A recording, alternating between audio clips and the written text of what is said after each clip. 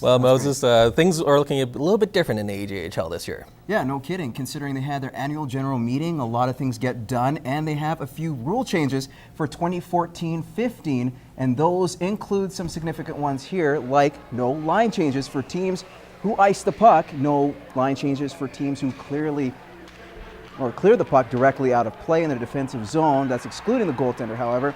The overtime format will be 20 minutes from the first OT compared to the 10 minutes before. Coach Gary Van Henry for the Bobcats likes the new rules. I think that the NHL and the pros, they can go to video review on those kind of calls, but certainly in the Alberta Junior Hockey League you can't. So that onus falls on those officials, and you know, it's going to take its toll a little bit. And once again, I think everybody's going to have to be patient. But all in all, our officiating is good enough. They're professionals in their field. They'll pick up on it. Now, how about some news from the league? They had a committee to look into the AJHL draft. The Board of Governors unanimously vetoed the idea, saying it would be more a detriment to the players. Trying to recruit kids by drafting them if they don't want to be playing here because of location or coaching or organization or for whatever reasons, trying to force kids to come in and play, young players, is something I'm not supportive of. And if the Alberta Junior Hockey League, I think, does one thing right, the white card list is only 5 players, but you have to go out and recruit those players, and the parents and the player have to agree that that's where they want to play in the future. It was nothing short of a magical run. The Edmonton Oil Kings faced many hurdles throughout the season, en route to a WHL championship, and after a slow start in the Memorial Cup, the team reached the final, capturing Major Junior's Holy Grail. And now one of the most difficult trophies to win in sports belongs to the Edmonton Oil Kings, Memorial Cup champions. What a run for the young men who defeated the Guelph Storm 6-3 in the final. Today, the team was greeted to a hero's welcome in front of family, friends, and media. This including Vermilion's own Brandon Baddock, who soaked up every minute of postseason action.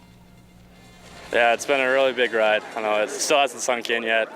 I don't think anyone thought we'd be here, and here we are. It's pretty surreal.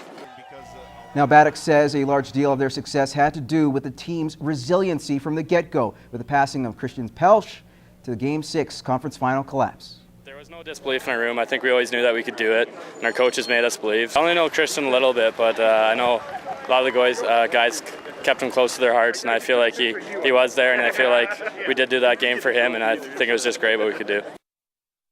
To the diamond now, the Northwest Prairie Pirates open up their first homestand of the season on a positive note, sweeping their series with Southeast. Well, yesterday the Prairie Bucks were in action again with a double dip against the Swift Current Indians.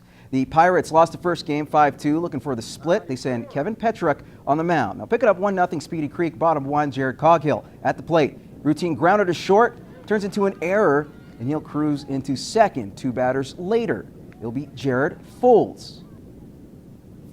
He'll hit a bloop single to left, and that brings home Coghill to tie it up at 1.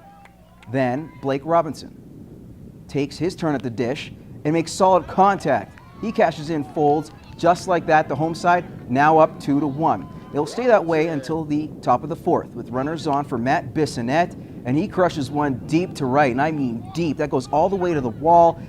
That scores a pair, and the Indians jump in front 3-2. Now Swift Current took a 2-run lead before the Pirates cut that deficit to 1, and we'll go to the bottom of 7. 2 on, 2 out. Matt Nielsen hits a fly ball out to right, and they end the ball game just short. 4-3 Indians was the final. The Tribes sweep the 2-game set. Pirates have to settle for a 2-2 record over the weekend. I thought we had some bad at-bats. We weren't really focused coming in with a game plan, and it showed early. We didn't score a lot of runs, which we should have. You know, we couldn't get the wins we wanted today, just didn't hit the ball, but, you know, yesterday we came out strong and showed the city what we're about. Now, one lucky golfer had the chance to walk away with $1 million on Sunday as the Lloydminster Golf and Curling Center hosted the final day of the Kiwanis Hole-in-One competition. About 70 golfers qualified for the semifinals, with the best 6 moving on to the finals later in the day, and a chance at $1 million. The event has been around since 2002, and the Kiwanis Club still looking for their big winner. We had one cross the lip of the cup, stop about 2 feet 4 inches back. I believe that was 2 years ago. So, you know, we get some within the 8 to 10 foot range, but that was the closest. He won't be bathing in the million anytime soon, but Dean Morrow was the closest to the hole and takes home $1,000 for his effort. Not a bad payday for someone that hasn't played a round of golf. Yasir. Actually, his first time out, and considering the results, got to be pretty pleased with that. 6 decades of football tradition was celebrated this weekend as the Barons Alumni Football, Social, and Golf Tournament was held. Now, players and coaches shared stories of past glory while helping the next generation of Barons play the game they love. Kyle Gallagher has more.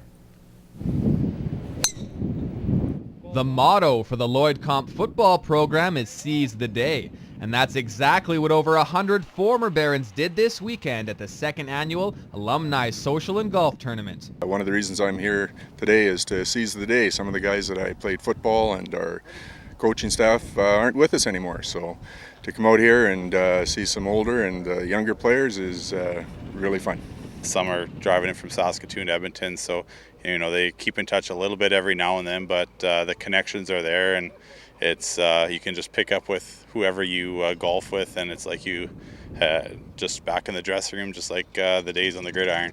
Players and coaches from as far back as the 1960s hit the links to reunite with old friends and share stories from the Barons' rich history.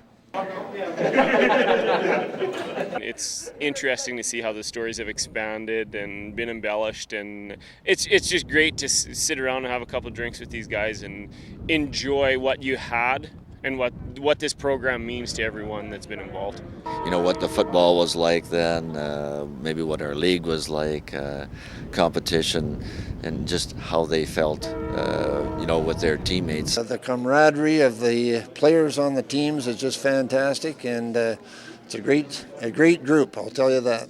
There was also a silent auction to raise money for a new clubhouse. Help future teams enjoy a facility that's, that they can use and is well overdue. When you hear guys that are 50, 60 years old saying, "What are you guys still doing?"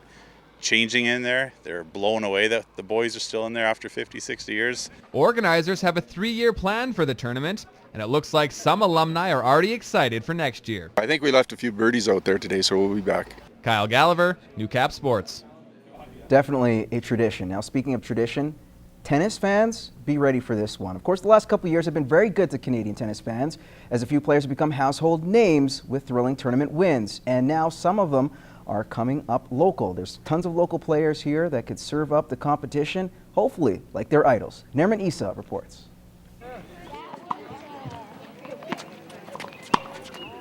It was quite the racket on the tennis courts at Bud Miller Park.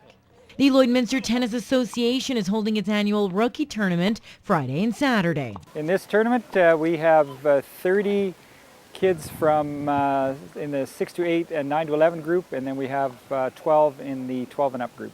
And this tournament is quite popular, as enrollment with the Tennis Association is at capacity. Now, several years ago, it was safe to say that tennis was kind of a French sport here in Canada. But with the likes of Eugenie Bouchard and Milos Raonic winning at big events, well, the sport is now becoming more mainstream, and more kids are coming out to play the game. Milos Raonic was named Canada's top male athlete of 2013 and was the first Canadian to crack the top 10 in the world rankings for men's singles. Meanwhile, Eugenie Bouchard was the first Canadian to win a Grand Slam in singles with a 2012 Wimbledon girls title. All of this not lost on these young players.